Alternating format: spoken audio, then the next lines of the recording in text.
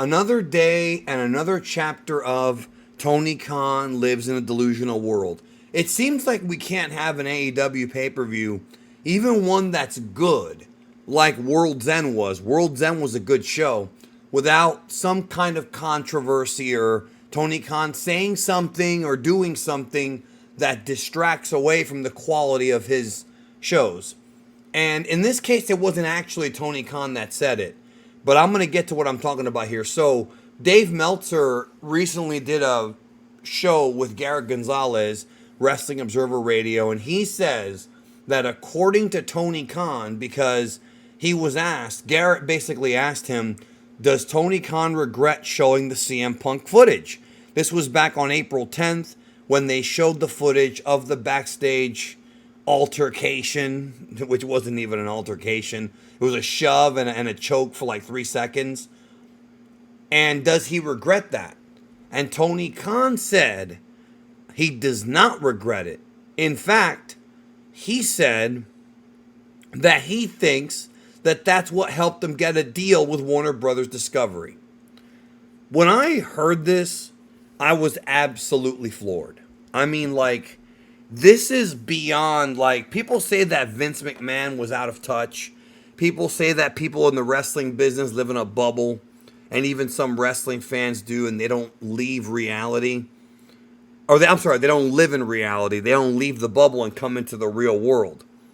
And Tony Khan is clearly in that bubble. I've talked in the past psychologically about this man, and about how, because of the fact that he's a Nepo baby, because of the fact that he's never really had to struggle, he doesn't ever have to feel like a failure because his family will never go broke, and he'll always justify his mistakes and justify his errors. So what he'll do is he'll tell himself, well, actually, like if somebody says that was a mistake, he'll say, well, actually, we did a big number that day and that helped us get a TV deal. Talk about, when people say this guy knows about wrestling, clearly it's just that he knows facts and historical stuff about matches, because he really does not understand business. AEW Dynamite on April 10th, 2024 did a really good rating. 800,000, something like that, almost 900,000. Biggest rating of the year. They, because people were very curious about the CM Punk footage. This is coming about a week or so after WrestleMania and a couple weeks after CM Punk went on the Ariel Helwani show and said, I don't understand why Tony felt that he feared for his life. I didn't punch him. I just put him in a choke for a second. That was it. I thought I was being responsible. When prior to Punk saying that, the narrative was that Punk was, here he goes again. He's a crazy guy in the back. And oh my God, he lunged at Tony. See, when Tony Khan says, I feared for my life, and then you show that footage. Okay, number one, that number they got was 100%. It wasn't because of Will Ospreay. It wasn't because of Okada. It wasn't because of Mercedes. They got that number because of CM Punk, a guy who hasn't worked there since August of last year, a guy who was not only waving the WWE flag at that point, but a part of WrestleMania. And they show the footage. So you got your 800,000 views off of a guy who doesn't even work for you anymore. And that's why the show never hit those numbers again for the rest of the year. They didn't do it with the MJF Will Ospreay match. They didn't do it with any of the so-called big announcements.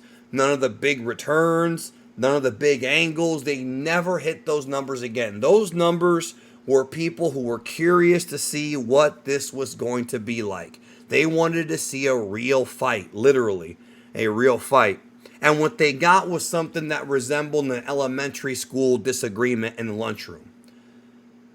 And showing that footage, I remember vividly telling people that that's going to hurt AEW.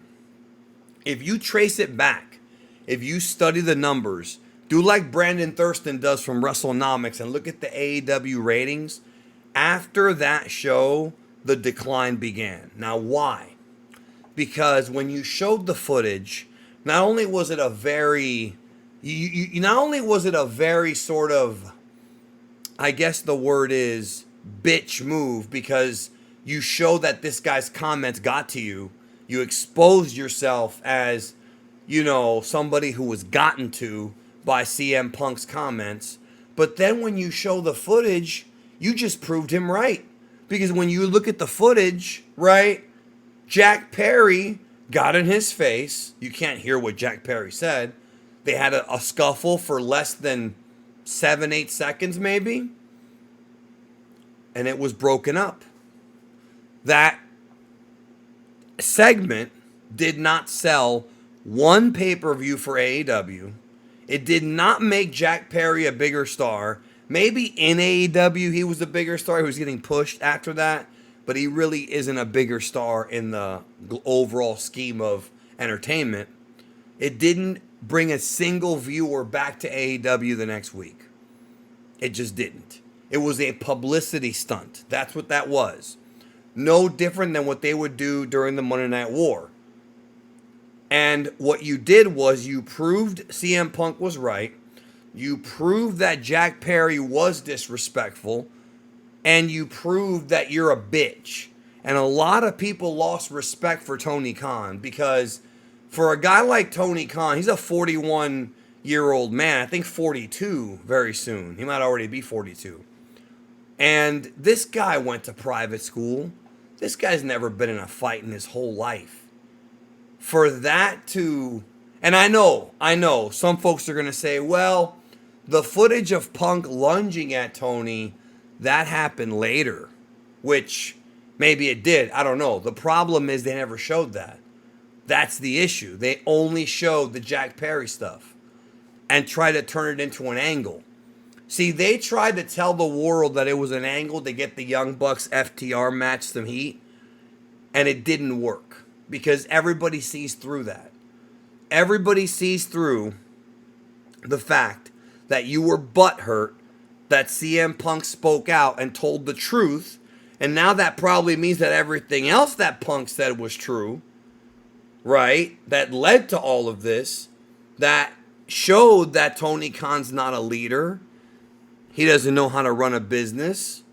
He is only in the position he's in because of his father. Like, that's what that showed. You can't, like, that there's no way of getting around this. People cope for this guy. Like, it just is what it is, man. And now he is justifying it, saying, well, that is why we got the new TV deal. So he's, in his mind, one big rating is what got them the new deal. You want to know the real truth? Here's the real truth. Don't you think that if AEW was consistently doing good ratings, consistently doing 850, 950,000, close to 1 million, that they would have got more money? People say, and Dave Meltzer does the victory lap to say AEW is profitable. And he says this a lot. And yeah, AEW may be profitable, but it's definitely not popular. Not the way it used to be. We have evidence to prove it. And so, it's wild to me. It's actually like insane that a business owner, instead of taking accountability and saying, hey, we need to improve our product. We need to get our storylines going. We had a great show tonight. It was a great pay-per-view. Will Ospreay had a great match. Everything's great. Everything's great. The dude, this is not just him spinning. This is not him spinning the real world. This is him literally refusing to accept the real world. He's delusional. It goes back to billionaires. And McMahon isn't that far off when it comes to this aspect. When you have that much money, right? When you are a billionaire, you are rarely held accountable. You want to know why? Because you've got lawyers, expensive lawyers, that the regular people, even millionaires, can't afford. If you're a billionaire, you've got a legal team the size of a football field. Legit. You can have people sign NDAs and shit can go on in your company and nobody finds out about it. We've seen very wealthy people do this. Use the NDA to get out of stuff. Including in wrestling, Vince McMahon. Even Tony Khan. Because when CM Punk said, I didn't sign an NDA for anything that I did wrong during the Ariel Helwani thing, that really opened my eyes. I would not doubt it if the Young Bucks, because remember, they knocked the door down apparently. I would not doubt if they actually either did attack him or made him think they were going to attack him. Because, dude, if I'm in a dressing room and someone's kicking down my door, that's going to raise my fight or flight immediately. Same thing with most of you guys. I'm not saying I'm going to start swinging, but I'm certainly going to keep an eye on what's going on. That's not normal behavior, including in a dressing room by so-called EVPs. So I just can't believe that he said that. Once again, AEW is never going to change because now that he's got, 4 or 5 more years or whatever on Warner Brothers Discovery, he doesn't have to improve anything. They could keep getting low numbers. And then what will end up happening is the next time the TV rights deal comes up, then he'll have to answer for it.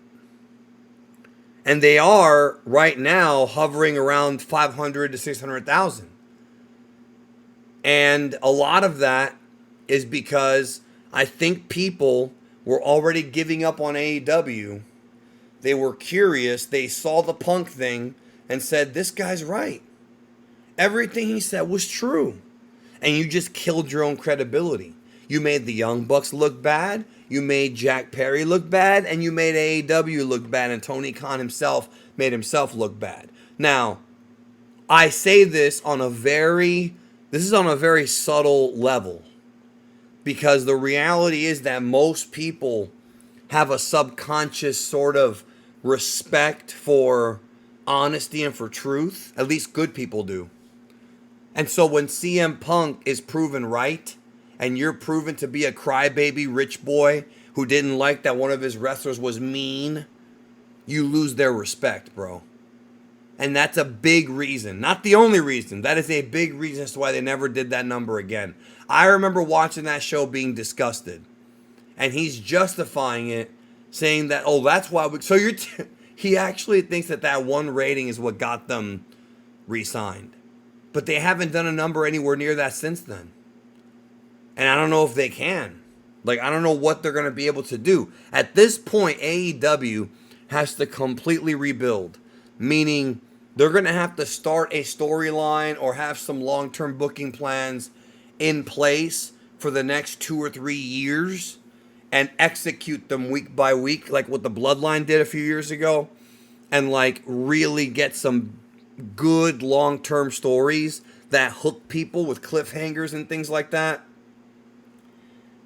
And they, really raise the drama of the characters, and they're not going to do it.